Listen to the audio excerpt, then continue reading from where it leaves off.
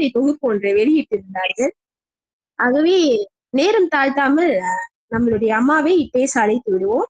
அம்மா தொடங்கலாம். கொஞ்சம் ஸ்லைட் பிரசன்ட் பண்ணுங்க. என்னை நன்றாக இறைவன் படைத்தனன், தன்னை நன்றாக தமிழ் செய்யுமாறு. நிகழ்ச்சியின் ஒருங்கிணைப்பாளர் ஸ்ரீ பானுஷா அவர்களுக்கு நன்றி. இன்றைய கலந்துரையாடலில் கலந்து கொள்ள வந்திருக்கின்ற அனைத்து நண்பர்களையும் வணங்கி என்னுடைய பணியை செய்கின்றேன் என்று சொல்வதை விட செய்ய முயல்கின்றேன் என்று தான் சொல்ல வேண்டும். ஆகவே அந்த வகையில் நான் இன்று உங்களோடு பேச எடுத்துக்கொண்ட நாவல் மணல். எழுத்தாளர் அசோகமித்திரனுடைய மணல். நம்முடைய தலைவர் பொன்கோகிலம் அவர்கள் 5 ஆண்டுகளுக்கு உட்பட்ட நாவலை எடுக்க வேண்டும் என்று சொல்லியிருந்தார். இருந்தாலும் இந்த நாவல் எழுதப்பட்ட காலம் 1969. ஆக இது ஒரு மிக பழைய நாவல். ஆனால் காலத்திற்கு ஏற்றாற்போல இருப்பதனால் நான் இந்த நாவலை எடுத்திருக்கின்றேன். நாவலுக்குள் செல்வதற்கு முன்பாக எழுத்தாளரை பற்றி கொஞ்சம் அறிந்து கொள்ளலாம். இவர் 1931ஆம் ஆண்டில் பிறந்து 2017இல் இறந்திருக்கின்றார். 2017இல் இறந்த இவரை நான் அவ்வளவாக அறிந்திருக்கவில்லை என்று இப்பொழுது வருத்தமாக இருக்கின்றது. இவரின் இயற்பெயர் தியாகராஜன். இவர் கணையாளி மாத இதழின் ஆசிரியராக பணியாற்றி இருக்கின்றார் என்பது குறிப்பிடத்தக்கது. இவர் 1951இலிருந்து ஏறக்குறைய அவருடைய 20வது வயதிலிருந்து தமிழிலும் ஆங்கிலத்திலும் எழுத தொடங்கி இருக்கின்றார். நாவல், சிறுகதை, சுய அனுபவ பதிவு, விமர்சன கட்டுரைகள் என்று 60 நூல்கள் வெளியிட்டிருப்பதாக இந்த மணல் நாவலில் தான் நான் படித்து தெரிந்து கொண்டேன். அதோடு மட்டுமில்லாமல் 1973இல் அமெரிக்காவின் அயோவா பல்கலைக்கழகத்தில் எழுத்தாளர்களுக்கென்று நடத்தப்பட்ட சிறப்பு பயிலரங்கத்திலும் இவர் கலந்து கொண்டிருக்கின்றார். 1996இல் சாகித்ய அகாடமி பரிசு பெற்றிருக்கின்றார். இவருக்கு மனைவியும் 3 பிள்ளைகளும் இருக்கின்றார்கள். இது எழுத்தாளரை பற்றிய ஒரு சின்ன குறிப்பு. இவர் நான் நினைக்கின்றேன் பிராமண குடும்பத்தை சேர்ந்தவராக இருக்க வேண்டும் என்று நினைக்கின்றேன். அது எங்கும் பதிவு செய்யவில்லை, அதனால் நானும் அதை உறுதியாக சொல்ல முடியாது. அடுத்து அவருடைய இந்த மணல் நாவலுக்கு நாம் செல்லலாம். இந்த நாவலை எடுத்ததோடு மணல் என்று தலைப்பு வைத்திருக்கின்றாரே, என்னவாக இருக்கும் என்று கொஞ்சம் குழப்பமாக இருந்தது. மணலில் என்னதான் இருக்கிறது பார்க்கலாம் என்று யோசித்து கொண்டே மணலை படித்தேன். படித்து முடித்த பிறகும் அப்படி எதுவும் மணல் பற்றி தெரியவில்லை.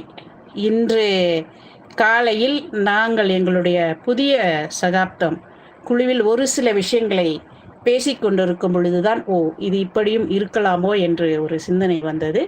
அதை நான் என்னுடைய இந்த படைப்பின் இறுதியில் உங்களுக்கு சொல்கின்றேன். சரி, முதலில் நாவலின் கதை மாந்தர்களை நாம் பார்த்து விடலாம். முதன்மை கதை மாந்தராக சரோஜினி இருக்கின்றார். இந்த சரோஜினி அந்த குடும்பத்தில் கடைசி பெண் குழந்தை. ஆனால் அந்த கடைசி பெண் குழந்தை என்றாலே பொதுவாக ஒரு குடும்பத்தில் எவ்வளவு செல்லமாக இருப்பார்கள் என்று இன்றைய நடைமுறை வாழ்க்கையில் பொதுவாக எல்லாருக்கும் தெரியும். ஆனால் அப்படி ஒரு செல்லமான வாழ்க்கை இந்த சரோஜினிக்கு கிடைத்திருக்கிறதா என்பதை இந்த நாவலின் இறுதியில் நாம் தெரிந்து கொள்ள முடியும். அதே போல கதையை கடைசி வரை நகர்த்தி செல்வது இந்த சரோஜினி தான். இந்த சரோஜினிக்கு துணையாக இருப்பது சரோஜினியுடைய அம்மா, பிறகு அப்பா, அண்ணன் மணி, மற்றொரு அண்ணன் அப்பு, 2 அக்காள்கள் இந்த சரோஜினிக்கு. ஒருத்தி வனஜா, இன்னொருத்தி பவானி. இந்த வனஜாவுக்கு 3 குழந்தைகள்.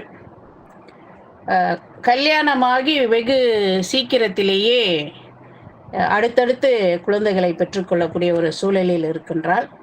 அதே போல பவானியும் திருமணமாகி ஓராண்டுக்குள் பிரசவத்திற்காக தாய் வீடு வந்திருக்கின்றாள்.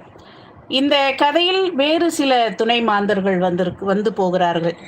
நண்பன் சங்கர், வேலைக்காரி முனியம்மா, தோழி ரேணுகா, இப்படியெல்லாம் வந்து போகிறார்கள். அவர்களெல்லாம் கதையில் எந்த மிகப்பெரிய மாற்றத்தை தரவில்லை என்பதனால் நான் அவர்களை அப்படியே விட்டு விடுகின்றேன்.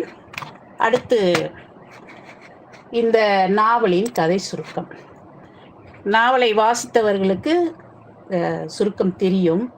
இது ஒரு நடுத்தர குடும்பத்தின் கடைசி குழந்தையாக பிறந்த சரோஜினியை பற்றிய கதை. நான் முன்னமே சொல்லிட்டேன். இது சரோஜினியோட ஆசை மருத்துவம் பயில வேண்டும் என்பது. அதற்கான எல்லா ஏற்பாடுகளையும் அவள் செய்து கொண்டிருக்கின்றாள். நன்றாகவே படிக்கக்கூடிய மாணவிதான். ஆனால் அவளுடைய அந்த ஆசை என்ன ஆனது என்பது கதையின் முடிவில் சொல்லப்படுகிறது. அடுத்து சரோஜினியோடு 2 அண்ணன் 2 அக்கா. இவங்க 2 பேரும் அக்கா 2 பேரும் திருமணம் முடிஞ்சிருச்சு, ஏற்கனவே சொல்லியாச்சு. சரி, மூத்தவளுக்கு 3 பிள்ளைகள் சொல்லியாச்சு. அண்ணன் மணி தான் இங்கே கொஞ்சம் சிக்கலான பேர் வழியாக தெரியுது. அவருக்கு பெண் பார்க்குறாங்க. ஆனால் அந்த குடும்பம் என்ன எதிர்பார்க்குதுன்னு தெரியாமல் அந்த வரனெல்லாம் தள்ளி தள்ளி போகுது. இதனாலேயே இந்த மணிக்கு ஒரு சலிப்பு, வினாடா இப்படி நடக்குது அப்படின்ட்டு. அடுத்து அப்பு அவர் அவர் இஷ்டத்துக்கு தான் வாழ்கிறாரு அப்படிங்கிறத அசோகமித்திரன் இந்த கதையில் காமிச்சிருக்காரு. இந்த குடும்பத்தில் இருக்கின்ற யாருமே அவ்வளவு ஒருத்தரோடு ஒருத்தர் நெருங்கிய உறவாக இருக்கிறார்களா அப்படின்னு பார்த்தா இல்லை. குறிப்பாக சொல்லணும்னா அப்பா மணிக்கிட்ட பேசுகிறதே ரொம்ப குறைவாக இருக்குது. அதே போல தான் அப்புக்கிட்ட பேசுகிறதும் குறைவாக தான் இருக்குது. இது நம்ம நாவலை வாசிக்கின்ற பொழுது தெரியும். அப்புக்கிட்ட எனக்கு சம்பளத்தை கொடுன்னு கேட்குறது கூட அப்பா தயங்கி நிற்கிறார். அந்த மாதிரியான ஒரு குடும்பமாக இது இருக்கின்றது.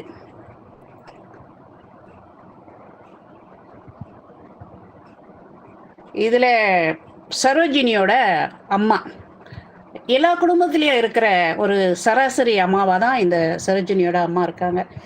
காலையிலேருந்து இரவு வரை எல்லா வேலைகளையும் செய்கிறாங்க. ஒன்று விட்டு அப்படி தொடர்ச்சியான வேலைகள் செய்கிறாங்க.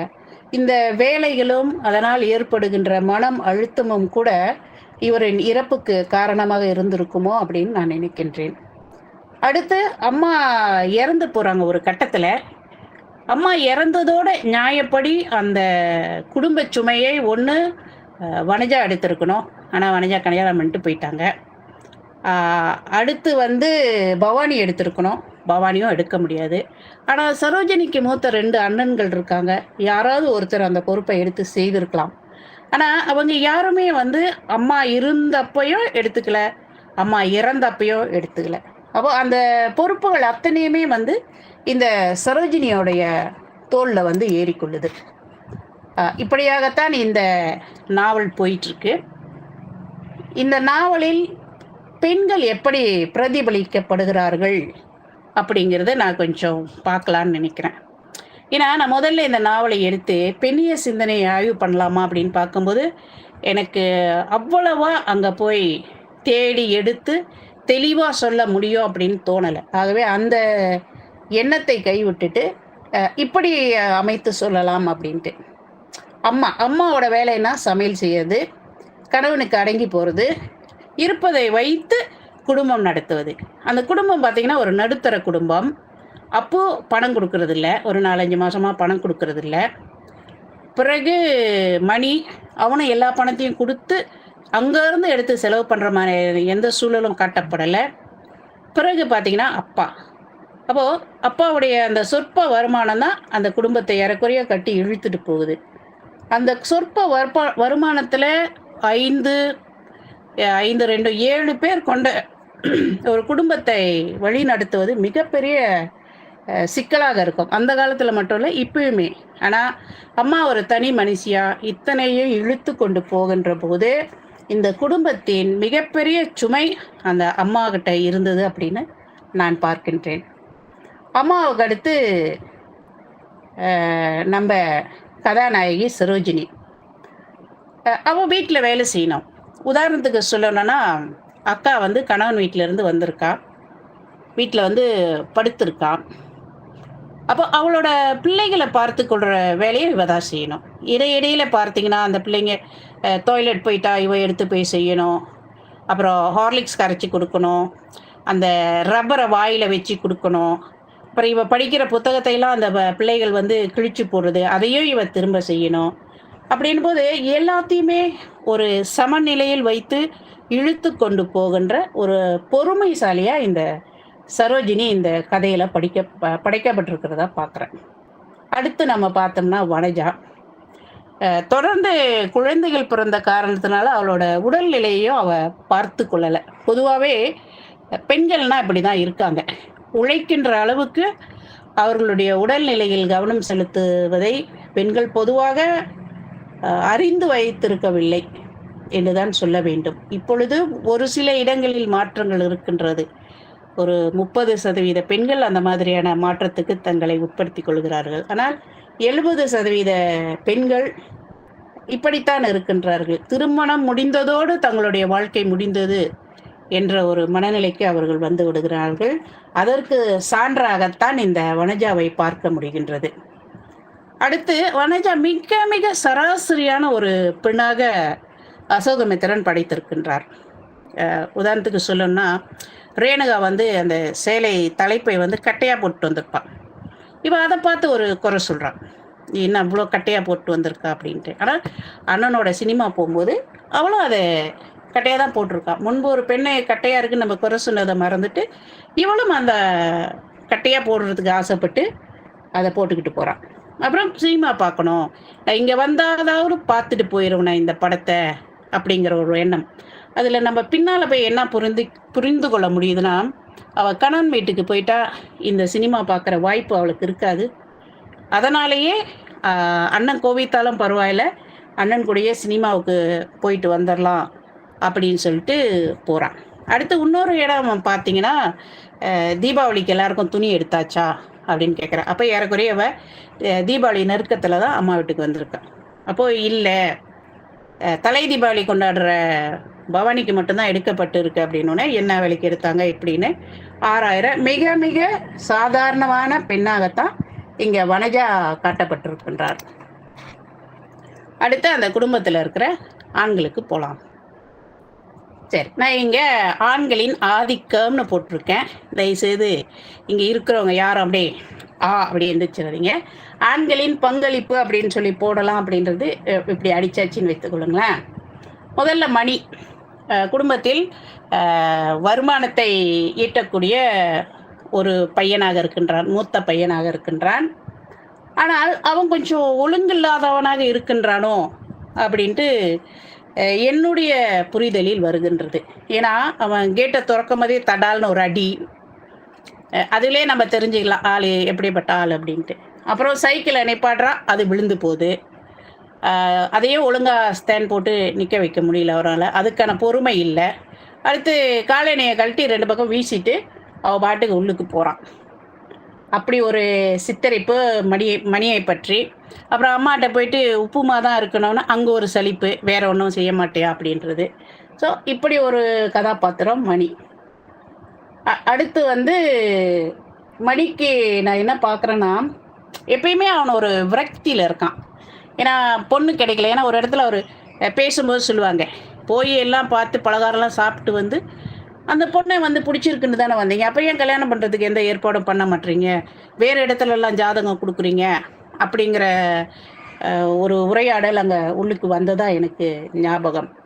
அந்த ஒரு நினைப்பிலே அவன் என்ன செய்கிறான், சரோஜினியோட தோழி ரேணுகா வரப்பையும் ஒரு சராசரி ஆணுக்கு உள்ள ஒரு பார்வையில் அந்த ரேணுகாவையும் அப்படியே ஓரக்கண்ணில் பார்க்குறான்.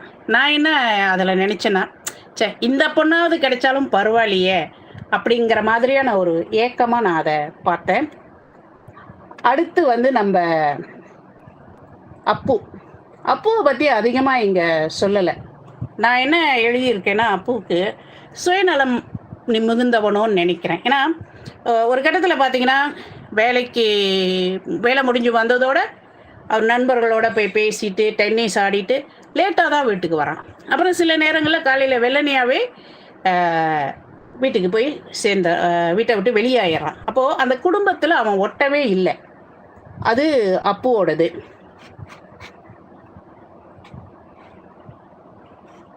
அடுத்து அப்பாவை பற்றி ஒரு சுவாரஸ்யமான ஒரு விஷயம் என்னன்னா, அம்மாவின் இறப்புக்கு பிறகு சரோஜினி வீடு சுத்தம் பண்ணுவது பழைய போட்டோக்கள்லாம் வரும். பழைய போட்டோ, பொருள்கள் இதெல்லாம் வரும் பொழுது அம்மா அப்பாவோட அந்த திருமண படம் ஒன்று கிடைச்சிருக்கும். அதில் பார்க்கும்போது அம்மா கொஞ்சம் அப்படியே கம்பீரமாக விரைப்பாக உட்காந்துருக்காங்க. அப்பா பொம்மை போல தான் அப்போதும் இருந்தார் அப்படின்னு அங்கே ஒரு வார்த்தை வரும். அந்த வார்த்தை கதையின் கடைசியிலையும் வருது. அப்பா ஒரு உயிரற்ற பொம்மையாகவே இருந்தார். அப்போ இந்த ஒரு வாசகத்திலிருந்து அப்பா வந்துட்டு ஏதோ இருக்கும் அப்படிங்கிற மாதிரி தான் இந்த குடும்பத்தில் இருப்பதாக நான் நினைக்கின்றேன். அடுத்து பெண்களின்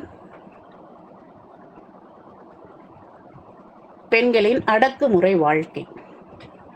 இது நான் மீண்டும் சொல்லிக்கிறது தான். பெண்ணிய சிந்தனைன்னு பார்க்கும்போது இப்படி போடலாமேன்னு போட்டது. பெண்கள் எப்போதுமே ஒரு சமூக கட்டுப்பாடுள்ள 2 இல்லு இருக்கு, ரொம்ப அழுத்திட்டு சமூக அமைப்பில் வாழ்கிறார்கள். இந்த கட்டுப்பாடுள்ள சமூக அமைப்பு எப்படிங்கிறது நம்ம கதாநாயகி சரோஜினியிலிருந்தே தொடங்கலாமே. இந்த சரோஜினி முதல்ல வீட்டுக்கு வரும் பொழுது அவள் வீட்டு வாசல் வழியாக வரல, பின் வழியாக வந்து ஜன்னலுக்குள்ள அவளுடைய புத்தகங்களெல்லாம் வீசிட்டு பின்னால் போய் நிற்கிறா குளிக்கிறதுக்கு. ஏன் அப்படி போய் நிற்கிறான்னா, அவள் கரப்பாம்பூச்சியை வெட்டிட்டு வந்திருக்கா. அப்போது கரப்பான் பூச்சி கூட ஒரு மரணம், ஒரு இறப்புக்கு போயிட்டு வந்த தீட்டு அப்படிங்கிற மாதிரி நான் பார்க்கின்றேன். அதனால் அவள் என்ன செய்கிறான், நேராக போயிட்டு குளிச்சுட்டு வந்துடுறேன். அந்த சமயத்தில் அம்மா கேட்குறாங்க, என்ன உட்காந்துட்டியா அப்படின்ற மாதிரி கேட்குறாங்க. ஆனால் அவள் அதுக்கு பதில் சொல்லலை. அப்போது அந்த ரொம்ப பாரம்பரியம் நிறைந்த ஒரு குடும்பமாக இந்த குடும்பம் இருக்குது. ஆனால் மணிக்கும் அப்புவுக்கும் அப்படி எந்த கட்டுப்பாடுமே கிடையாது. காலடியை கழட்டி வீசிட்டு நேராக வீட்டுக்குள்ளே வந்துடலாம். அப்புறம் அங்கட அப்பு எத்தனை மணிக்கு வராருன்றது கூட யாருக்கும் தெரியாது. ஆனால் பெண்களுக்கு இந்த கட்டுப்பாடு விதிக்கப்பட்டு இருக்கிறது அப்படின்னு நான் பார்க்குறேன். அடுத்து தனியாக முடிவெடுக்கின்ற உரிமை பெண்களுக்கு இல்லை. உதாரணத்துக்கு நம்ம வனஜாவை சொல்லுவோமே, கணவன் வீட்டிலேருந்து பிள்ளைகளோடு வந்திருக்கா வனஜா. அவள் ஓய்வெடுக்க வந்திருந்தால் ஒருவேளை 3 பிள்ளைகளை கணவனிடம் விட்டு வந்திருக்கலாம். அந்த கதையில் அவள் பேசும்போது சொல்கிறான், அவருக்கு என்ன சமைக்கிறதுக்கு அவரே சமைச்சுக்குவார், துவைக்கிறதுக்கு கூட்டுறதுக்கெல்லாம் ஆள் இருக்குன்ட்டு. அப்போது இந்த பிள்ளைகளையும் கணவன் 1-2 நாட்கள் பார்த்துருக்கலாம். அப்படி ஒரு வாரம் போல் கணவன் குழந்தைகளை பார்க்கின்ற வாய்ப்பு இருந்தால் இந்த வனஜா அம்மா வீட்டில் 2 மாதம் தங்க வேண்டிய சூழல் ஏற்பட்டிருக்காது அப்படின்னு நான் பார்க்குறேன். அப்புறம் சினிமாவுக்கு போகிறதுக்கே அண்ணன்ட்ட கெஞ்சிரா, என்னை கூட்டிகிட்டு போகணும். ஆனால் கட்டளை போடுறான் பாருங்க, பிள்ளைகளை விட்டுட்டு வந்தால் தான் நீ வர முடியும், பிள்ளைங்களாம் அள்ளிட்டு வராத அப்படின்ட்டு. இருந்தாலும் பாவம் இந்த பெண் பிள்ளைக்கு ஆசை, அதனால் பிள்ளைங்களையெல்லாம் விட்டுட்டு சினிமாவுக்கு போயிடுறான். அப்புறம் கணவனோடு வராமல் தனியாக வந்ததுனால மணி 2 தடவை கேட்குறான், தனியாக தானே வந்திருக்க, பேசஞ்சரில் வந்திருக்க அப்படின்னு கேட்பான். அடுத்து தனியாக தானே வந்திருக்க, சும்மா தானே வந்திருக்க அப்படின்னு கேட்பான். அப்போனா கணவனோட சண்டை போட்டுக்கிட்டு வந்திருக்கியா, நிரந்தரமாக இங்கே தங்க வந்திருக்கியா, இல்லை சும்மா விசிட் பண்ணுறதுக்கு வந்திருக்கேன்னும் போது வனஜா சொல்கிறா, இல்லை உங்களெல்லாம் பார்க்க வந்தேன் அப்படின்ட்டு. அடுத்து பெண்களுடைய கல்வி, வேலை, சொத்துரிமையில் அவர்கள் புறக்கணிக்கப்படுகிறார்கள் அப்படிங்கிறது சரோஜினியின் படிப்புக்கு புள்ளி வைத்த கதையிலிருந்து அவளுடைய கல்விக்கு அவளுக்கு உரிமை இல்லை. இந்த உரிமை இல்லை அப்படிங்கிறதுல ஒரு எனக்கு கொஞ்சம் குத்தலாக இருந்ததுன்னா, வனஜாவே சொல்கிறான், என்னெல்லாம் படிக்க வைக்கல தெரியுமா அப்படின்ட்டு. ஆனால் வனஜா அந்த நேரத்தில் கல்யாணம் பண்ணிட்டு போயிட்டான். ஆனால் அவள் கல்யாணம் பண்ணிட்டு போனதை விட்டுட்டு என்னை படிக்க வைக்கல, அதனால் உன்னையும் படிக்க வைக்கக்கூடாது அப்படிங்கிற கிட்டத்தட்ட அந்த மாதிரியான ஒரு மனப்போக்கில் சொல்வது நான் எங்கே போய் பார்க்குறேன்னா, எப்பயுமே பெண்களுக்கு எதிரி பெண்களாக தான் இருப்பாங்களோ அப்படிங்கிற அங்கே ஒரு கட்டத்தில் என்னால் போய் அதை யோசித்து பார்க்க முடிகிறது. அடுத்து அம்மாவோட நகைகளை பங்கு போட்டுக்கொள்வது. கடைசி பெண் பிள்ளை சரோஜினி இருக்கா, அவளுக்கு கல்யாணம் பண்ணி வைக்கிறதுக்கு நகைகள் தேவைப்படும் அப்படிங்கிறதெல்லாம் இல்லாமல் ஆளாளுக்கு பங்கு போட்டு எடுத்துக்கொள்கிறார்கள். இதில் பையன்கள் என்ன எடுத்தாங்கன்னு தெரில, ஆனால் 2 பொம்பளை பிள்ளைங்களும் அம்மா எனக்கு காப்பு போடணும்னு சொன்னாங்க அப்படின்னு பிச்சுக்கிறாங்க. பெண்களே சண்டை போட்டுக்கிறாங்க. அப்போ சொத்துரிமையில் புறக்கணிக்கப்படுகிறார்கள் அப்படின்றது அங்கே தவறாக இருக்கு. படுகிறார்களான்னு போட்டிருக்கணும் நான், ஏன்னா பொம்பளை பிள்ளைங்க தான் அதை பிச்சு எடுத்துக்குதுங்க. அடுத்து பார்த்தீங்கன்னா அந்த சரோஜினி எப்படியெல்லாம் மன உளைச்சலுக்கு ஆளாகிறா அப்படிங்கிறது, கடைக்கு போகிறதுக்கு சரோஜினி தான் போகணும். ஒரு கட்டத்தில் ரேணுகா கேட்குறான், நான் வந்தேன் ரொம்ப நேரம் காத்திருந்தேன் உன்னை பார்க்க முடியல அப்படின்னும்போது, நீ என்னைக்காவது பால் கார்டு எடுத்துகிட்டு போய் பால் வாங்கியிருக்கியா, அந்த இடத்துல எவ்வளவு நேரம் ஆகுன்றது உனக்கு தெரியுமா அப்படின்னு சொல்லும்போது இந்த ஆண்கள் மேலே நமக்கு ஒரு சின்ன கோபம் வருது. இந்த ஆண்கள் போயிருக்கலாமே அப்படின்னு சொல்லி, ஏன்னா இது இந்திய சூழலில் எழுதப்பட்ட கதை என்பதனால அலுவலகங்கள்லாம் நம்மளை போல் 7:30 8 மணிக்கெல்லாம் தொடங்குறது இல்லை, 9 9:30 மணிக்கு தொடங்கும்.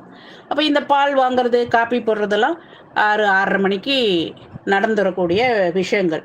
ஆனால் இதுக்கு கூட இந்த பெண் போகணுமா அப்படிங்கிற ஒரு சூழல் பார்க்கும்போது நமக்கு கொஞ்சம் வருத்தமாக இருக்கிறது. இங்கே பெண்கள் புறக்கணிக்கப்படுகிறார்களோ அப்படிங்கிற ஒரு ஐயம் வருகிறது. அடுத்து பெண்களின் உடல்நிலை, உடல் தேவைகள் அவர்களின் கட்டுப்பாட்டில் இல்லை, அது நிச்சயமாக ஆண்களின் கட்டுப்பாட்டில் இருக்கிறது என்று தான் சொல்ல வேண்டும். உதாரணத்துக்கு அதே தான், வனஜாவுக்கு தொடர்ச்சியாக பிள்ளைகள் அந்த ஒரு ஒரு ஒரு கட்டுப்பாடு வைத்து சூழல் புரிந்து இத்தனை வருஷத்துக்கு ஒரு முறை அல்லது அப்படின்னு எந்த ஒரு அந்த குழந்தை பெற்றுக்கொள்வதில் எந்த ஒரு முன்னறிவும் இல்லாமல் இருப்பதாகவே எனக்கு படுகிறது. அந்த கட்டுப்பாடுகள் விதித்து வாழ வேண்டும் அப்படிங்கிற எண்ணம் இல்லாமலே இருக்கிறது. இதனாலேயே அவளுடைய உடல் பெருத்து அவள் படுத்துட்டு இருக்கும்போது சரோஜினி அதை விளக்குவாங்க. அது அக்கா ஒரு கிழிச்சு படுத்தா ஒரு வேளை அந்த குரட்டை வராமல் இருக்கலாம், தொடர்ந்து 3 பிள்ளைகளை பெற்றதுனால உடல் பருத்து போச்சு, அதனால தான் அவள் மல்லாந்து படுத்து குரட்டை விட்றா அப்படிங்கிற மாதிரியான வாசகங்கள் அந்த கதையில் இருக்கும். அடுத்து பார்த்திங்கன்னா அம்மா எந்த நேரமும் வேலை வேலை வேலைன்ட்டு வேலை செய்துகிட்டே இருக்கும்போது அவங்களோட உடல்நிலையை கூட அவங்க கவனிக்க முடியல. எப்படின்னு சொன்னால் அந்த கிணற்றுலேருந்து தண்ணி இறைக்கிறது, அந்த இடத்துல சரோஜினி சொல்லுவோம், அம்மா இறைக்க முடியாது, அவங்களுக்கு நெஞ்சு வலி வந்துடும் அப்படின்னு. ஆனால் கடைசியாக அம்மா இந்த நெஞ்சு வலியால், அதாவது ஹார்ட் அட்டாக்ல தான் இறந்து போகிறாங்க. எப்படி இறந்து போகிறாங்கன்னா, அவங்க ரொம்பவும் விருப்பப்பட்ட கச்சேரிக்கு போய் அதை ரசிக்க முடியாமல் நிராசையாகி அம்மா இறந்து போகிறாங்க. அடுத்து திருமணம் ஒரு கட்டுப்பாட்டு கருவியா அப்படின்னு கேள்விக்குறி போட்டிருக்கேன். ஓகே, அடுத்து மணிக்கு பார்த்த பெண் வீட்டார் தேடி பேசியும் நல்ல இடம் வரும் என்று காத்திருக்கிறார்கள். இது அம்மாவோட வேலை. நம்ம சொன்ன மாதிரி தான் பெண்களுக்கு எதிரி பெண்களாகவே இருப்பாங்க பெரும்பாலான சமயங்களில். சொன்னால் பெண்கள்லாம் என் மேலே கோவப்படுவாங்க, கொஞ்சம் மன்னிச்சுக்குங்க. ஆனால் அதான் நிதர்சனம். அப்போது இந்த பார்த்துட்டு அதை தான் மணி சொல்லுவான், இப்போ எல்லாம் சாப்பிட்டு இன்னும் வேறு இடத்துல பெண் பார்க்குறீங்களா, ஏன்னா அவங்க இதை விட இன்னும் கொஞ்சம் அதிகமாக செய்வாங்களோ அப்படிங்கிற ஒரு எதிர்பார்ப்பு. அடுத்து நம்ம பவானி அம்மா இறந்துட்டாங்க, மூட்டை முடிச்சு கட்டிட்டு போக வேண்டியதான புருஷன் வீட்டுக்கு. இருந்தாலும் அந்த தாய் வீட்டு சீதனம் அதை செய்து முடிக்கணும் அப்படிங்கிறதுக்காகவே அங்கேயே உட்காந்துருக்கு. அந்த வீட்டில் தன்னை பார்த்து கொள்வதற்கு யாரும் இல்லை என்று தெரிந்தும் கூட அவள் அங்கேயே தான் இருக்கா. அந்த மருத்துவமனைக்கு போய் பவானியை பார்த்துட்டு வர்றதுக்கே மணி போக மாட்டேன்னு சொல்கிறாரு, நான் போக மாட்டேன் அப்படின்ட்டு. ஆனால் சரோஜினி தான் போக வேண்டியிருக்கு, அவளுக்கு சாப்பாடெல்லாம் சமைச்சு எடுத்துக்கிட்டு போக வேண்டியிருக்கு. இப்படி குடும்பம் கஷ்டப்படுதுன்னு தெரிஞ்சோம் இந்த பெண்கள் இங்கிருந்தே எடுத்துக்கொள்ள விரும்புகிறார்கள். அடுத்து பெண்களின் எதிர்ப்பு. அவருடைய எதிர்ப்பு எப்படி இருக்குன்னா, ஒரு மாதிரியான அமைதியான எதிர்ப்பாவே இருக்கு. அத வந்து நம்ம சரோஜினியோடைய பாத்திரத்துல கதையின் இறுதியில பார்க்க முடியுது. ஏன்னா, அவ வீட்டிலிருந்து வெளிய போறா. போம்போது அண்ணன் கேட்குறான், "எங்க போற?" அப்படின்ட்டு. "ஏதோ சாமான்கள் வாங்க போறியா?" அப்படின்ட்டு அண்ணன் கேட்கும்போது, இவ அப்பதான் கொஞ்சம் கோவப்படுறா. "நான் வெளிய போனாலே உங்களுக்கு ஊழியம் செய்ய தான் போகணுமா?" அப்படின்னும்போது, அவ்வளோ நாள் அமைதியா இருந்து அவ தன்னுடைய எதிர்ப்பை சொல்றா.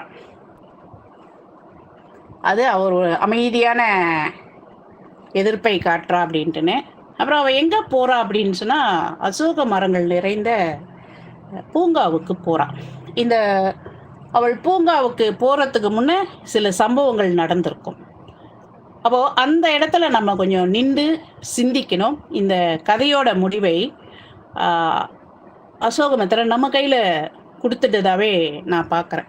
இது இப்படித்தானா, இப்படித்தானா, இப்படித்தானான்னு 3 வகையா அத வைத்து பார்க்கலாம். ஏன்னா, அங்க சரோஜினி ரேணுகாவ சந்திக்கிறா. ரேணுகா வந்து தன்னுடைய கல்லூரி பேராசிரியர் ஒருத்தருடைய குண இயல்புக்கு ஏத்தவன் தான் இந்த ஃபோட்டோ கடைக்காரன் அப்படின்னு சொல்றா. அப்போ சரோஜினி அந்த பாதையில் போனாளா? அது ஒரு பக்கம். 2வது அவர் சொல்லியிருக்கார் இல்லையா, உயர்ந்து கிடக்கும் அசோக மரங்கள். அந்த காட்சிகளை அனுபவிக்க போனாளா? 3வது நான் என்ன நினைக்கிறேன்னா, அந்த எப்பயுமே வந்துட்டு அந்த குடும்பத்துல திருமணம் பண்ணிட்டா ஒரு மாதிரி தப்பித்து போய்விடலாம் அப்படின்னும்போது, இந்த போட்டோ கடைக்காரன் கொஞ்சம் கூட அழகில்லாதவன், பற்கள்லாம் அப்படியே கரை ஏறி கிடக்கும். அந்த பல்ல வச்சுட்டே அவன் சிரிக்கிறான். அப்புறம் எனக்கு என்ன அப்படின்னு சொல்லி ஒருவேளை அவனை சந்திக்கிறதுக்காகவே போறாளா? ஏன்னா அவன் ஹிண்ட் கொடுத்துட்டு போவான் பாருங்க, இத்தனை மணிக்கு நான் இங்கே இருப்பேன் அப்படின்ட்டு. அதுக்கு போறாளா அப்படின்னு எனக்கு இந்த கதையை படித்து ஒரு முடிவுக்கு வர முடியாத நிலையில் இருக்கின்றேன். அடுத்து முடிவுரை இப்படி வந்துருச்சு. ஐயையோ, சரி, அது முடிவுரைங்க. கேபிடியூல சரி, சரோஜினியால் தொடர்ந்து தன் கல்வியை தொடர முடியவில்லை. இந்த கதையிலிருந்து நம்ம பார்த்தது. அப்புறம் வீட்டில் இருக்கிற எல்லாத்துக்குமே சேவகம் செஞ்சு அவளோட பொழுது போகுது. அதுல மிக கொஞ்சம் நமக்கு நெகிழ்வானது என்னன்னா, அம்மா இறந்துட்டாங்க. அந்த துக்கத்தை வந்து ஒரு வீட்டில் இறப்புனா வரவங்களாம் தொடர்ந்து அதை பற்றியே பேசுவாங்க இல்லையா. ஆரண புண்ணை கொஞ்சம் அப்படியே முள்ளுக்கரண்டி போட்டு குத்தி குத்தி விட்டு போகிற மாதிரி செய்வாங்க. அப்படி ஒரு சந்தர்ப்பத்தில் அவளுக்கு அழுகை வருது. ஆனால் அந்த அழுகையை போய் தனியாக இருந்து 2 நிமிஷம் அழுதுட்டு வரலான்றது கூட அவளால் முடியல. உடனே அக்கா இன்னொரு காப்பி டம்ளரை கொடுத்து காப்பியை எடுத்துகிட்டு போய் கொடு அப்படின்னு வேலை வச்சிடுறாங்க. அடுத்து பார்த்தீங்கன்னா, அவளுடைய தோற்றத்தில் மிகப்பெரிய மாற்றம் இருக்கு. ஒரு சின்ன பொண்ணுன்னு நான் ஆரம்பத்தில் சொன்னேன். அந்த சின்ன பெண்ணோட தன்மை மாறி முதிர்ச்சியான ஒரு பருவம் அடைஞ்ச மாதிரி அவளுடைய தோற்றத்தை அவள் வைத்து கொண்டாள். அவளுக்கான ஒப்பனை செய்வதுக்கு கூட அவளுக்கு நேரம் இல்லாமல் போய்விடுகிறது. வீட்டில் இருக்கின்ற அந்த வேலைப்பொழு. தலையை அப்படியே சீவாம கசங்கிய சட்டை அதை சேலை அணிஞ்சிக்கிட்டு இப்படியெல்லாம் அவள் போனதுனால தான் அந்த போட்டோ கடைக்காரன் தன்னை ஒரு மாதிரியா பார்த்தானோ அப்படின்லாம் அவன் யோசிச்சு பார்க்குறான். அதன் வெளிப்பாடு தான் அவன் வரா, தலையை சீவுறா, வெளியே கிளம்பி போறதுக்கு இருக்கிறான். சரி, வீட்டை விட்டு இந்த கதையில் ஒரு அழகான விஷயம் என்னன்னா, இந்த கதாசிரியர் அல்லது நாவலாசிரியர் கதையை எங்க தொடங்குறாருன்னா, கல்லூரி முடிச்சிட்டு ஒரு துள்ளல் மிகுந்த ஒரு பெண்ணா சரோஜினி வீட்டுக்குள்ள வரும்போது தொடங்குகின்ற இந்த கதை, அவள் அத்தனை சிரமங்களையும் எதிர்கொண்டு சமாளித்து நானாக வாழ வேண்டும் என்ற ஒரு முடிவெடுத்து அந்த வீட்டில இருந்து வெளியே போகும்போது இந்த கதையை கதாசிரியர் முடித்திருக்கின்றார். இந்த கதைக்கான கதைக்களம் வந்து அந்த வீடு தான். எப்படி வெளியே போய் அங்கோன்னு இங்கோன்னு இருந்தாலும் முழுக்க முழுக்க அந்த வீடு சார்ந்த சூழல், வீட்டில் இருக்கின்ற மனிதர்கள், சம்பவங்கள், இதையெல்லாம் வைத்துதான் இந்த கதை பின்னப்பட்டிருக்கின்றது. இதிலிருந்து நான் என்ன முடிவு சொல்ல விரும்புகிறேன் என்றால், என்னுடைய வாசிப்பு அனுபவத்தில் எதிர்பார்ப்பு, ஏமாற்றம், சுயநலம், இரக்கம், பொறாமை இவை அனைத்தும் நிறைந்த ஒரு சராசரி வாழ்க்கை இந்த நாவல்ல நம்ம பார்க்க முடிகிறது. இதுதான் இந்த நாவலில் நான் என்னுடைய சிற்றறிவை வைத்து புரிந்து கொண்ட விஷயம். இன்றைக்கு காலையில் நம்ம பேசணும் அப்படின்னு சொன்னோம். புதிய சகாப்தத்தில் பேசணும்னு சொன்னோம். அப்படி நம்ம பேசும்போது எங்களுடைய குழு தலைவர் காலையில் எங்களுக்கெல்லாம் 2 வைட்டமின் மாத்திரையை வாயை திறந்து போட்டு விட்டுருவார். தூங்கிட்டு இருந்தாலும் துள்ளி குதித்து எழுந்துடணும். அப்படி போட்டுக்கிட்டே வரும்போது நம்ம தம்பி ராம் அருமையாக ஒரு கதை சொன்னார். மணல் நான் தொடக்கத்தில் சொல்லியிருப்பேன், இது ஏன் மணல்னு வச்சாருன்னு தெரியலையே அப்படின்ட்டு. அவர் என்ன சொன்னார் அப்படின்னா, மணல் ஒரு பிடி மணலை எடுத்து நம்ம அதே இடத்துல கொட்டணும்னு வைங்களேன், ரொம்ப மெல்லிசா இருக்கிற மணல் காற்றுல பறந்து வேற எங்காவது ஓடி போயிடும். கனம் நிறைந்த மணல் அதே இடத்துல விழும் அப்படின்னு சொன்னார். அதாவது இந்த கனம் நிறைந்த சரோஜினி அங்கேயே தான் இருக்கா. கனம் அப்படிங்கிறது பொறுப்புணர்வு மிக்க குடும்ப சூழல் புரிந்து கொண்ட சரோஜினி அங்கேயே தான் இருக்கா. இதை எதையும் சரியா புரிந்து கொள்ளாத பவானி வேலை முடிஞ்சோடனே கிளம்பு ஓடிடுச்சு. நம்ம வனஜா 3 பிள்ளையோட வந்தா மகராசி, அம்மா செத்து போச்சு, இருந்த நகை நட்டில் 4-5 எடுத்தா, புருஷனோட கிளம்பி போயிட்டான். இதை விட முக்கியமானது, அம்மாவுடைய அந்த காரியம் முடியறதுக்குள்ள தன்னுடைய காரியத்தை பார்த்துக்கிட்டு நம்ம அப்பு ஐயா கிளம்பிட்டாரு. காரியம் முடியறதுக்குள்ளேயே அவர் ஒரு பெண்ணை திருமணம் செய்து கொண்டார். அதை யாருக்கும் சொல்லலை. அப்பா கேட்குறாரு, கல்யாணம்னா நாளைக்கு. நாளைக்கு உங்கள் அம்மாவோட கருமாதி, அதை பற்றி அவனுக்கு இல்லை, அக்கறை இல்லை. அவர் கேட்குறாரு, அதாவது பிராமண பொண்ணா இல்லை அப்படின்னு சொல்லி முடிக்கிறாங்க. அப்போது எல்லாருமே பீத்து கொண்டு ஓடுகின்ற, எப்படி இந்த மணலை எடுத்து போட்டால் அது பரவலாக போய் விழுமோ, அந்த மாதிரி அந்த குடும்பத்தில் எல்லாரும் பிச்சுக்கிட்டு போன பிறகும் இந்த கனமான சரோஜினி மட்டுமே இந்த குடும்பத்தில் தங்கி இருக்கிறாள் அப்படிங்கிறத விளக்கிறதுக்குத்தான் அசோகமித்திரன் மணல் அப்படிங்கிற தலைப்பை வைத்திருப்பார் அப்படின்னு காலையில் தம்பி ராம் ரொம்ப அருமையாக சொல்லியிருந்தார். அவருக்கு இந்த வேலையில் நான் நன்றி சொல்கிறேன். இந்த மணல் அப்படின்னும் போது எனக்கு தெரிஞ்சு மணல் 3 இடங்கள்லேருந்து வரும். ஒன்று ஆற்று மணல். இந்த ஆற்று மணல் தான் கொஞ்சம் தூளாக இருக்கிறது காற்றோட பறந்துடும், கொஞ்சம் கனம் அதிகமாக இருக்கிறது அங்கேயே தங்கும். ஈரமாக இருக்கும் போது ஒன்றா இருக்கும், காஞ்ச பிறகு பிரிஞ்சிடும். அடுத்து பார்த்தீங்கன்னா பசிர் லொம்போங் ஈய வயல்லேருந்து எடுக்கிறது. அது எப்பயுமே தூளாக தான் இருக்கும், ஆனால் அதுக்கு கொஞ்சம் அடர்த்தி அதிகமாக இருக்கும். அது தண்ணி படிச்சுன்னா ரொம்ப ஒட்டிக்கும், காஞ்சிடுச்சுன்னா சுத்தமாக காற்றுல பறந்துடும். அப்புறம் நம்ம கடற்கரையில் இருக்கின்ற மணல். அந்த கடற்கரை மணலில் நம்ம கால் பதிச்சோன்னு வைங்களேன், நம்மளை அவ்வளோ சுலபமாக நடக்க விடாது, அப்படியே நம்மளை இழுக்கும். நீங்கள் அது நடந்து பார்த்த அனுபவம் உள்ளவங்களுக்கு அது தெரியும். தரையில் நடக்கும்போது சுலபமாக நீங்கள் 1 கிலோமீட்டர் நடக்கிறது இந்த கடற்கரை மணலில் நடக்க முடியாது. நம் கால்கள் பொதிந்து அழுந்தி மிகப்பெரிய சக்தியை நம்ம பயன்படுத்தினா தான் நம்ம இலக்கை போய் அடைய முடியும். ஆக இந்த மணல் நாவல் நமக்கு இத்தகைய விளக்கங்களை தருகிறது. மணல் என்று நாம் சாதாரணமாக நினைத்தாலும், அது ஒரு கையில் அள்ளனாலும் அது அப்படியே ஒட்டி கொள்ளாது, தனித்து தான் இருக்கும். ஆக இந்த சரோஜினியின் குடும்பம் ஒரு குடும்பமாக இருந்தாலும் பல காரணங்களுக்காக அப்படியே பிரிந்து கிடக்கிறது. அப்படி மனித வாழ்க்கை இருக்கக்கூடாது என்பதை நமக்கு உணர்த்துவதற்காக இந்த மணலை அசோகமித்திரன் நமக்கு பரப்பி இருக்கின்றார் என்று நான் நம்புகின்றேன். வாய்ப்புக்கு நன்றி. கேள்வி கணைகளை தொடுங்கள்.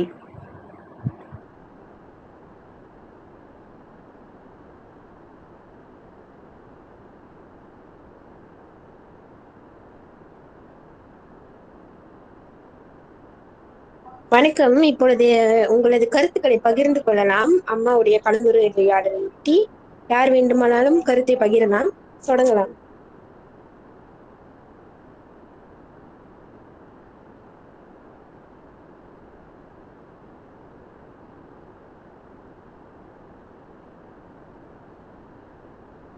மதி சார் வாங்க சார், டிரைவ் பண்றீங்களோ?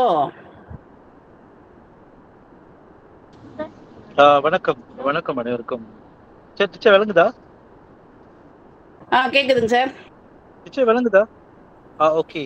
இல்ல பயணம் நான் பின்னால் வந்து உட்காந்துட்டேன். நண்பர் டிரைவ் பண்றாரு. ஓகே, மன்னிக்கணும். ஸோ கொஞ்சம் இதுன்ட்டு டீச்சர் நான் வந்து இந்த மணல் நாவலை படித்தேன். இந்த கடைசி வரிகள்லாம் ரொம்ப உண்மையா இருந்துச்சு. இந்த மணல் தலைப்பு, அதுக்கப்புறம் சரோஜினி. நான் எந்த அடிப்படையில வந்து இதை நான் பார்க்குறேன்னா, இது வந்து ஒரு உளவியல் உளவியல் திறனாய்வு அடிப்படையில இதை பத்தி நான் வந்து பேசலாம். இந்த மணல் சொல்லி வச்சது என் பார்வையில இருந்து எழுத்தாளர் ஏன் அப்படி வைத்திருக்காருன்னா, மணல் வந்து மேல வந்து நமக்கு வந்து எல்லாம் காய்ந்த சருகா,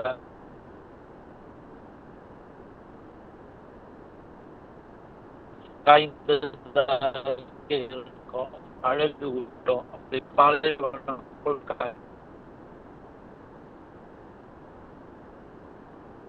பார்த்தோம்னா தெரியும், அல்லது அங்க என்ன செடி வந்தது அப்படின்னு சொல்லி தெரியும். அவங்கள வந்து இந்த சமூகம் வந்து ஒரு பெண்ணா தான் பாக்குது சரோஜினியை வந்து. அவங்களோட உள தேவை, உடல் தேவை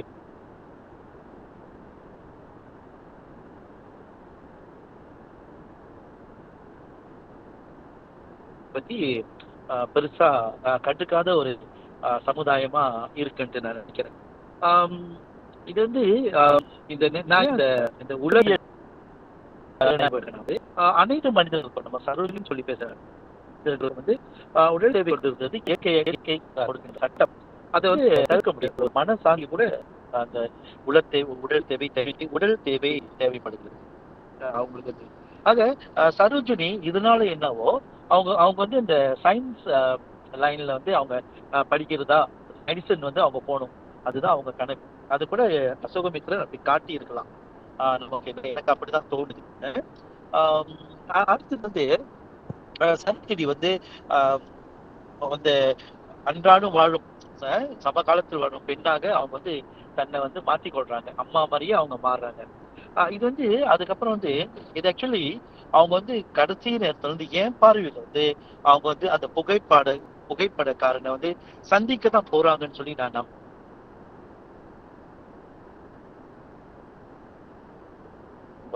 எனது பார்வையில வந்து. ஏன்னா அதுதான் சொல்லணும், அந்த உள தேவை முடிந்து அவங்க உள தேவை என்னன்னா அவங்க மருத்துவர் ஆகணும், முடியல.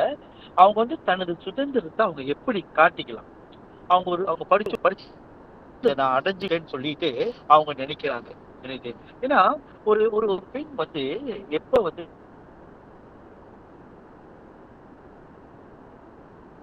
தன்னை வந்து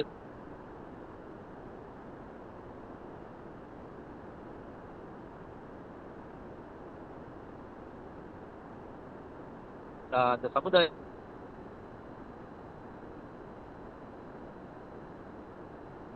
என்ன சொன்னாலும் பரவாயில்லட்டு ஒரு திறந்த வழியில தன்னை ஏற்றுக்கொள்கிறாரோ, காட்டிக் கொள்கிறாரோ, அது வந்து சுதந்திரம்.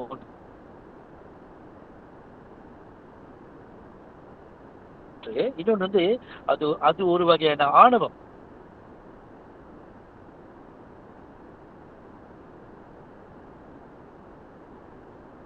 போடுறதுதான் அவங்க கழுத்து கொட்டணுமான்னு சொல்லிட்டு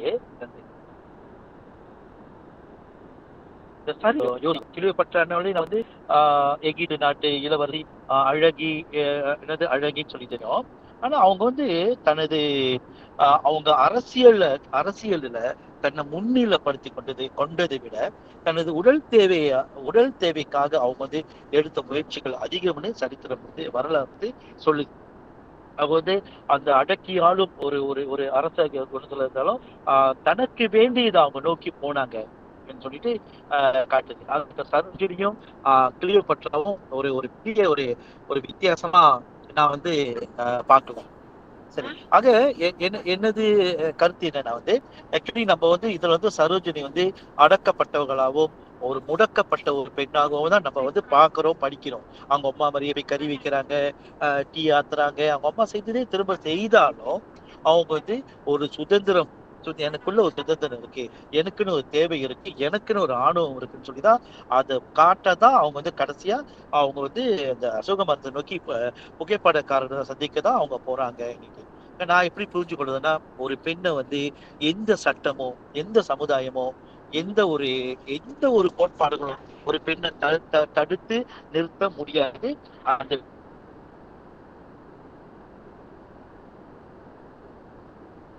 பெண்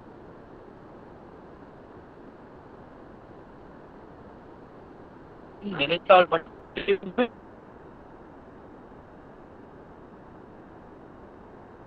முடியும். இது வந்து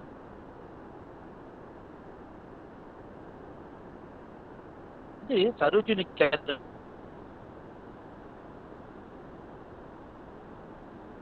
முடியும்.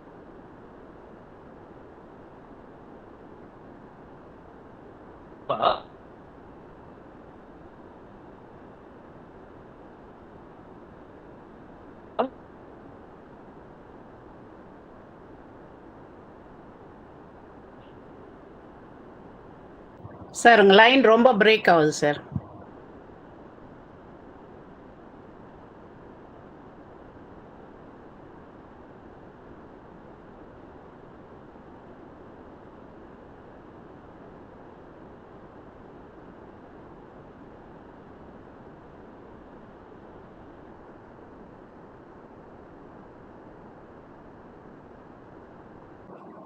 பானு, ஆமாம், ஐயாவுடைய லைன் ரொம்ப சிக்கலாக இருக்கிறது. அதனால வேறு யாராவது கருத்து பகிர்ந்து கொள்றீங்க என்றால் பகிர்ந்து கொள்ளலாம். வேறு யார் நாவலை வாசித்து விட்டீர்கள்? முதல்ல கை உயர்த்துங்க. தெரிய மாட்டேது யார் வாசித்து விட்டீர்கள் என்று. ஏன்னால் புதிய சகாப்தம் குழுவிலிருந்து எல்லாரும் வந்திருக்கிறார்களா என்றால் தெரியவில்லை. அண்ணன் ராம் அண்ணன் கை உயர்த்தி இருக்கிறார். அண்ணன் பகிர்ந்து கொள்ளுங்கள். அனைவருக்கும் வணக்கம். முதலில் சாந்தா டீச்சர் அவர்களுக்கு மிகப்பெரிய வாழ்த்துக்கள். ரொம்ப அழகாக வந்து கதையை வந்து என்னத்தை படிச்சிருந்தாலும் அப்படியே கண்களில் பார்க்குற மாதிரி அழகாக ஒவ்வொரு இடத்தையும் மிஸ் பண்ணாமல் ரொம்ப அழகாக திறனாய்வு பண்ணியிருந்தாங்க. அவங்க சொல்லும்போது கதையை இது 2வது முறை நான் படிக்கிற மாதிரி இருந்துச்சு. ஏன்னா ஒவ்வொரு இடத்தையும் அவங்க ரொம்ப நுணுக்கமாக பார்த்து அழகாக விமர்சனம் பண்ணியிருந்தாங்க. அவங்களுடைய திறனாய்வுக்கு ரொம்ப நன்றி. மணல் கதையை பொறுத்த வரைக்கும் தலைப்புங்கிறது மணல். நான் முதல்ல யோசிச்சேன் மணல்னா என்னவா இருக்கும் அப்படின்னு. தலைப்பை கொண்டே நான் ரொம்ப ஆராய்ச்சி பண்ணுவேன். அப்படி யோசிக்கும் போது நான் யோசிச்சு பார்த்தேன், ஒரு மணல் வந்து கடற்கரையில இருந்து நம்ம அள்ளி போட்டு விளையாண்டா எப்படி இருக்கும் அப்படின்னு. அந்த அடிப்படையில் தான் எனக்கு அந்த ஒரு விஷயம் புரிஞ்சிச்சு. மணல் கதை வந்து ஒரு பிராமண குடும்பத்தை சார்ந்த ஒரு கதையா இருக்குது. வீட்டில் பல குடும்பங்கள் சேர்ந்து வாழ்றாங்க. அண்ணன், அக்கா, தம்பி எல்லாரும் அந்த குடும்பத்துல இருக்காங்க. யதார்த்தமான பாத்திரங்கள், சம்பவங்கள் அப்படிதான் அந்த வாழ்க்கையில இருக்கு. எல்லார் வாழ்க்கையிலும் நடக்கக்கூடிய போராட்டங்கள் மாதிரி தான். ஆனா கொஞ்சம் ஏழ்மையில சிக்கி தவிக்குது அந்த குடும்பம். சில இடங்கள்ல வந்து தெரியுது. அப்படின்னு நம்ம பார்த்துட்டு போனா பள்ளி படிப்பை முடிச்சுட்டு மெடிக்கல் காலேஜ்க்கு அவங்களுக்கு படிக்கிறதுக்கான வாய்ப்பு கிடைக்காம இருக்கு சரோஜினிக்கு. ஒரு பக்கத்து பார்க்க போனா மணிக்கு கல்யாணம் செய்யறதுல ஜாதகம் எடுத்து பாக்குறாங்க. எங்கிட்டுமே வந்து பொண்ணு கிடைக்க மாட்டேங்குது. இப்படிப்பட்ட ஒவ்வொரு ஆளுக்கும் ஒரு சூழல் அங்க ஏற்படுது. அம்மாவுடைய கடைசி ஆசை வந்துட்டு, கடைசி ஆசைன்னு இல்லை, அம்மாவுக்கு வந்து ஒரு ஆசை அந்த டான்ஸ் ப்ரோக்ராம் பார்க்கணும் அப்படின்னு.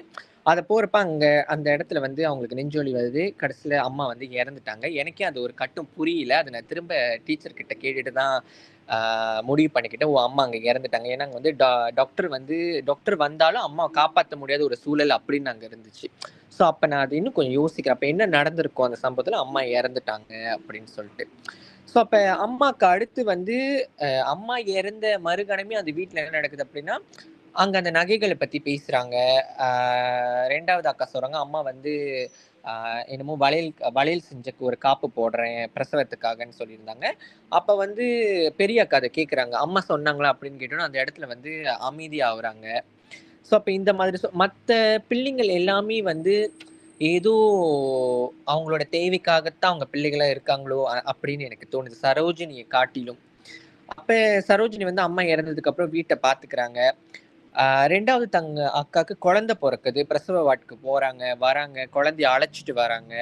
ஸோ ஒரு அம்மா இடத்துல இருந்து சரோஜினி ஒரு கன்னித்தாயா அந்த இடத்துல வந்து எல்லாத்தையும் பாக்குறாங்க. சமைச்சு கொடுக்குறாங்க, அப்பாவுக்கு சாப்பாடு கொடுக்குறாங்க, அண்ணனுக்கு காஃபி எடுத்து கொடுக்குறாங்க. வீட்டின் எல்லா பழுவும் சரோஜினி தான் பார்த்துக்கிறாங்க. அப்ப இந்த அந்த சமுதாயத்துல, பெண் சமுதாயத்துல அப்படின்னு பார்க்கும்போது பல கனவுகள் வந்து பெண்களுக்கு அதிகமா இருக்கும். ஆனா இந்த மாதிரியான குடும்ப சூழல்கள்ல சிக்கி தவிக்கிற பல பெண்கள் அவங்களுடைய கனவை வந்து அந்த இடத்துல இழந்துடுறாங்களோன்னு எனக்கு தோணுது. இன்னொன்னு, ஒரு வீட்ல ஒரு பெண் படிச்சா அந்த குடும்பத்தையே படிக்க வைக்கிறதுக்கான ஒரு நிகராகும். ஸோ ஒரு கால் வந்துட்டு அந்த ஏழ்மையான குடும்பம், அப்பா அந்த பக்கத்துல காசு பத்தல, அந்த அம்மாவோட காரியம் செய்யறதுக்காக அப்ப சம்பளத்தை கேட்க போலாமான்னு தயக்கத்துல இருக்காரு மகன்கிட்ட. ஸோ அப்படி இருக்கும்போது ஒரு கால் மெடிக்கல் காலேஜ்ல சீட் கிடைச்சிருந்து சரோஜினி படிச்சிருந்தா அந்த குடும்பம் இன்னும் ரொம்ப நல்லா இருந்திருக்கும். ஸோ ஒரு பெண்ணோட படிப்புங்கிறது ஒரு குடும்பத்தையே பாதுகாக்கும் அப்படிங்கிறது வந்து அந்த இடத்துல நான் ரொம்ப நினைக்கிறேன். சாந்தா டீச்சர் சொன்ன மாதிரி காலையிலேயே இது வந்து புலன குரூப்ல வந்து நாங்க பேசிட்டோம். மணல்ங்கிற ஒரு தலைப்புல வந்து என்னுடைய கருத்து என்னன்னா, ஒரு பிடி மணலை அள்ளி மீண்டும் அதே இடத்தில் போட்டால் கனமான சிறிய கற்கள் அதே இடத்தில் விழும். அதில் லேசான மணல் எல்லாம் தூசியாக பறந்து சற்று நகர்ந்து விழும். அது போலத்தான் அந்த கனமான கல் மாதிரி சரோஜினி அங்கேயே இருந்தாங்க. கடைசியில என்ன நடந்துச்சு அப்படின்னா வந்துட்டு, அவங்க வந்து ஒரு கட்டத்துல அந்த பூங்காக்கு போறாங்க. அந்த இடத்துல எனக்கு 2 விதமான சந்தேகங்கள். ஆ நெறைய பார்த்துட்டு குடும்ப சுமைகள்லாம் சுமந்துட்டு, அவங்க வந்து நெறைய மன உளைச்சலுக்கு ஆளாகிட்டாங்கன்னு எனக்கு தோணுது. அம்மாவ பறி குடுத்துட்டாங்க. குடும்பத்துல வந்து யாரோட புரிதல், யாரோட ஒத்துழைப்பும் இல்ல. எல்லாம் அவங்க வாழ்க்கைய பார்த்துக்கிட்டாங்க. அப்ப அந்த ஃபோட்டோ கடைக்காரன் வந்து ஒரு இன்ட் குடுக்குறாங்க. நான் வந்து இங்க வந்துருவேன். நீ இத்தன மணிக்கு இங்க வந்துரு அப்படின்னு சொல்லிட்டு. அப்ப சரோஜினி வந்து அந்த பூங்காக்கு போய் சேர்ந்தாங்களா? என்ன ஏதுன்னு அங்க எதுவுமே எழுதல. ஆனா வீட்ட விட்டு போறாங்க அப்படிங்கிறது மட்டும் தோணுது. ஆ எனக்கு வந்து 2 வகையில பட்டுச்சு. ஒண்ணு என்ன அப்படின்னா வந்துட்டு, அதிகமான இந்த இளம் வயதுல வந்து மன சுமைகள சுமந்த அந்த சரோஜினி அந்த பூங்காக்கு போய் மன நிம்மதிக்காக போயிருக்கலாமோன்னு. ஏன்னா இயல்பாவே நானே வந்து நெறைய மன உளைச்சலுக்கு ஆளாவுனேன்னா, நான் அடிக்கடி ஒரு பார்க்குக்கு போவேன். ஸோ நான் அங்க போய் உட்காருவேன், புக் எடுத்துட்டு போவேன், எழுதுவேன். அந்த மாரி நான் நெறைய பண்ணுவேன். அப்ப அந்த சூழல எனக்கு பார்க்கும்போது, ஒருவேள அப்படி இருந்திருக்குமோன்னு தோணுச்சு. ஆனா என்ன நடந்துச்சுன்னு நம்மளுக்கு தெரியாது. இன்னொரு பக்கத்து ஒரு கால் அவங்க அங்க பூங்காக்கு போயிட்டு, அந்த ஃபோட்டோ கடைக்காரன சந்திச்சிருந்தா, மேபி அவன் அடுத்த கட்டத்துக்கு வந்து சரோஜினி என்ன கஷ்டத்துல இருக்காங்கன்னு அத புரிஞ்சுகிட்டு, அடுத்த கட்டத்துக்கு அவன் உதவி செஞ்சிருப்பானோ சரோஜினிக்கு. சரோஜினியோட வாழ்க்கை காலம் மாறி இருக்குமோ அப்படின்னு எனக்கு தோணுது. பட் என்ன நடந்துச்சுன்னு தெரியல. பூங்காவுக்கு போயிருக்காங்க அப்படின்னு தான் அவரு முடிச்சிருக்காரு. ஸோ இந்த கதை வழி நான் சரோஜினி தான் என்ன ரொம்ப ஆழமா அந்த கதையில ஈர்த்திருக்காங்க. வாய்ப்பு கொடுத்ததுக்கு மிக்க நன்றி. சாந்தா டீச்சருக்கு ரொம்ப நன்றி. மிக்க நன்றி அண்ணா. உங்களுடைய கருத்துக்கள் மிக சிறப்பாக இருந்தது. அடுத்ததாக தமிழ் செல்வி அம்மா கை உயர்த்திருக்காங்க. அம்மா நீங்க பேச ஆரம்பிக்கலாம். அனைவருக்கும் வணக்கம். சாந்தா டீச்சர் வந்து வாழ்த்துக்கள் சொல்லிக் கொள்றேன். அந்த நாவலையே பிழிந்து அந்த சாரை வந்து நமக்கு கொடுத்து நம்ம எல்லாம் அதை பருகிட்டோம்னு நினைக்கிறேன். அவ்வளோ சிறப்பா டீச்சர் வந்து ஒவ்வொன்றும் நுணுக்கமா நாவலை பத்தி சொன்னாங்க. நிறைய விஷயமும் இல்லைன்னா நிறைய அவங்க வந்து நிறைய விஷயத்த சொல்லிட்டாங்க. இருந்தாலும் அந்த நாவல்ல வருகின்ற பெண் கதாபாத்திரங்களான வனஜா பவானி, இப்ப வந்து சரோஜினிக்கு தாய் இல்லை. தாயோட இடத்துல அக்கா வந்து அம்மாவுக்கு சமம். அந்த 2 அக்காக்களும் அந்த சரோஜினிக்கு ஏதாவது செஞ்சிருக்கலாம். ஆனா யாருமே வந்து தன்னுடைய எல்லாமே சுயநலத்தை தான் வந்து பார்த்தாங்க. சரோஜினிக்காக யாரும் சரோஜினி படிக்கணும், சரோஜினிக்கு ஒரு திருமணம் செஞ்சு வைக்கணும். ஆண்கள் வந்து பிரச்சனை இல்லை, என்ன இருந்தாலும் அந்த குடும்பத்துல அந்த 2 ஆண்களுமே பொறுப்பில்லாதவர்கள் தான். ஆனா இந்த பெண்களாவது அந்த தங்கையோட நிலைமையை கொஞ்சம் சீர்தூக்கி பார்த்துருக்கலாம். அம்மா இருந்தா படிக்க வச்சிருப்பாங்க, மருத்துவம் படிக்கணும் தங்கை அப்படின்னு அந்த கொஞ்சம் கூட அந்த உணர்வு இல்லாமையே போயிருச்சு அவங்களுக்கு. அடுத்து அப்பா, அடுத்த நிலையில வந்து அப்பாவுக்கு தான் அந்த பொறுப்பு அதிகமா இருந்திருக்கும். அவரும் வந்து அந்த அவங்களோட மனைவி இறந்த பிறகு அந்த இடத்துல சரோஜினி வந்த பிறகு அவரும் வந்து நண்பர் கேட்குறாங்கன்னு நினைக்கிறேன். அப்ப கூட பணம் இவ்வளோ கேட்குறாங்க, அவ்வளோ கேட்குறாங்க, அப்படியே ஒரு சமாளிப்பு இதுதான் அங்க இருந்துச்சு. அவருக்கும் வந்து அந்த பொறுப்பு இல்லை, எப்படியாவது மகளை படிக்க வைக்கணும். அப்ப இந்த சூழ்நிலையிலேயே வந்து குடும்ப பொறுப்பு எல்லாமே வந்து சுமக்கின்ற அந்த சரோஜினிக்கு யாருடைய அங்க உதவியுமே இல்லை. அக்கா, அங்க 2 அக்காங்களும் இல்லை, அப்பா, இப்படி 2 அண்ணன்மார், யாருமே எதுவுமே அக்கறை காட்டல அவங்களுக்காக. சரோஜினி வந்து இப்படி இருக்காங்களே, குடும்பத்துக்காக உழைக்கிறாங்க, சமைக்கிறாங்க, இதெல்லாம் வேலை செய்கிறாங்க, இதெல்லாம் வந்து யாருமே அவங்கள வந்து அக்கறை காட்டல. அப்படின்னா அந்த நாவலை வந்து எப்படி படிச்சிருக்காருன்னா, மணல் எப்படியே மணல் வந்து என்னன்னா அது எப்பவுமே தனியாக தான் இருக்கணும். வல்லுனா கூட ஒன்றோடு ஒன்று ஒட்டாது. அப்புறம் தாவரங்களும் பார்த்தா அந்த மணல்ல எந்த தாவரமும் வளராது. ஸோ இந்த மாதிரியான ஒரு தலைப்பை தான் அவர் வந்து கதாசிரியர் தேர்ந்தெடுத்திருக்கணும். ஏன்னா அந்த குடும்பம் என்பது வந்து குடும்பத்துல ஒன்றோடு ஒன்று எல்லாரும் இணைஞ்சு அந்த குடும்பத்தை வந்து சிறப்பா ஒருத்தரோட ஒரு கஷ்டத்தை புரிஞ்சு வாழ்றவங்கள தான் அந்த குடும்பத்தில் உள்ளவங்க உறுப்பினர்கள் வந்து இருக்கணும். எதுவுமே இல்லாத நிலையில அந்த குடும்பம் வந்து அப்படியே தனித்தனியா ஒவ்வொருத்தரும் இருக்கிறது வந்து அந்த மணல் என்ற தலைப்பை வந்து அவர் சரியா தான் கொடுத்துருக்காரு அப்படின்னு எனக்கு தோணுது. வாய்ப்பு கொடுத்த அனைவருக்கும் நன்றி. இவ்வளவுதான் என்னுடைய கருத்து. வாழ்த்துக்கள் சாந்தா டீச்சர். மிக்க நன்றி. தமிழ் செல்வி அம்மா மிக சிறப்பாக சொல்லியிருந்தாங்க. வேறு யாரும் கருத்து சொல்லவில்லை என்றால் நான் என்னுடைய கருத்தை பகிர்ந்து கொள்கிறேன். ஏன்னா நானும் இந்த நாவலை வாசித்திருந்தேன். அப்படின்னு பார்க்கும் பொழுது இந்த நாவல் முதல்ல படிக்க தொடங்கும் பொழுது என்ன மாறுபட்ட தமிழ் மொழியில தான் இருக்கிறது. ஆனால் அந்த வழக்கு வந்து ஐயர் குடும்பத்தை சார்ந்த ஒரு வழக்காக இருக்கிறதே அப்படின்ட்டு பார்த்தேன். அப்ப படிக்கும் பொழுது ஒரு சில வார்த்தைகள் எனக்கு புரியவில்லை. ஏனென்றால் இந்த ஒரு வழக்குல நாவல் எழுதும் பொழுது இது நான் முதல் தடவையா படிக்கிறதுனால எனக்கு சில வார்த்தைகள்லாம் வந்து புரிந்து கொள்றதுக்கு சில கால அவகாசம் தேவைப்படுது. மறுபடியும் வாசித்து பார்க்கும் பொழுது இது ஒரு ஐயர் குடும்பத்தை சேர்ந்த ஒரு வழக்கை பயன்படுத்தி இருக்கிறார்கள் அப்படின்னு எனக்கு புரிந்தது. அடுத்தது இங்க வந்து ஒரு குடும்பம் அப்படின்னு இருக்கிறப்போ பலதரப்பட்ட குணாதிசயங்கள் கொண்ட மனிதர்கள் இருப்பாங்க. ஒருத்தவங்க வந்து பொறுமை இழந்தவரா இருப்பாங்க, சிலர் அதிகமா கோவப்படுவாங்க. அப்படின்னு இருக்கிறப்போ இந்த கதையை பொறுத்த வரைக்கும் மணி வந்துட்டு தன் போக்குல இருக்காரு. நேர்த்தியான கோட்பாடு இவர்கிட்ட இல்ல. இவரு அந்த அழுக்கு வேட்டி எடுத்து உடுத்திக்கிறாரு. அந்த அம்மா சொன்ன மாதிரி சைக்கிளை அப்படியே போட்டுட்டு வீட்டுக்குள்ள வந்து நுழையிறாரு. அந்த மாதிரியான ஒரு கதாபாத்திரமா இவர் இருக்கிறார். அடுத்தது அப்பு பார்க்கும் பொழுது அவரும் ஒரு சுயநலம், குடும்பத்தை விட்டு தள்ளி இருக்கிறாரு. அவருடைய விருப்பத்திற்கு ரொம்ப முக்கியத்துவம் கொடுக்கிறவரா இருக்காரு.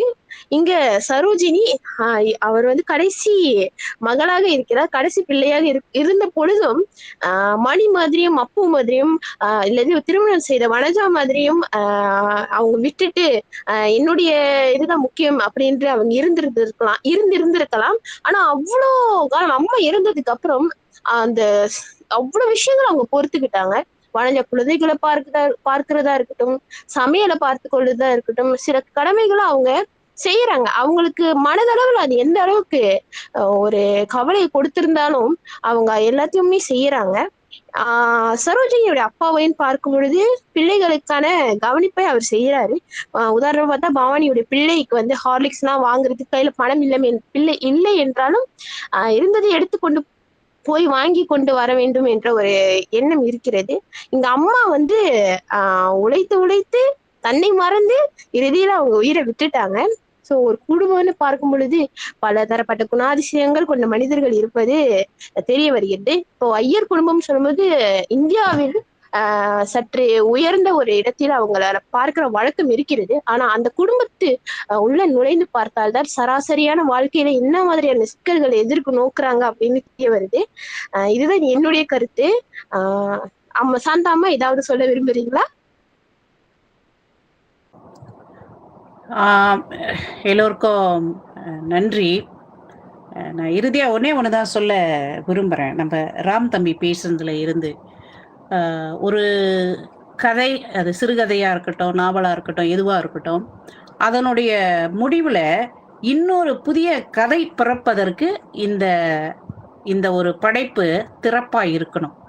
அப்போ நம்ம ராம் சொன்னது போல அவள் வந்து ஓய்வுக்காக தான் அங்க போயிருப்பா, அல்லது வேறு சிந்தனை மாற்றத்துக்காக தான் அங்க போயிருப்பானா, இந்த முடிவுல இருந்து இன்னொரு கதை பிறக்கிறது அப்படிங்கிறத இந்த மணல் நாவல் நமக்கு சொல்லி இருக்கின்றது. இந்த வாய்ப்பை அமைத்து கொடுத்த இயல் மன்றத்துக்கும் நம்மளுடைய நாவல் பயிலரங்கத்திற்கும் கருத்து பரிமாறிய அத்தனை பேருக்கும் என்னுடைய நன்றி. ஆக மிக்க நன்றி அம்மா. சிறப்பாக இன்றைய கலந்துரையாடல் நடைபெற்றது. ஆக அனைவரும் இதோடு இந்த கலந்துரையாடலை முடித்துக் கொண்டு விடை பெற்றுக் கொள்ளலாம் என்று நினைக்கிறேன். சரி, அனைவரும் விடை பெறலாம். நன்றி. நன்றி அம்மா.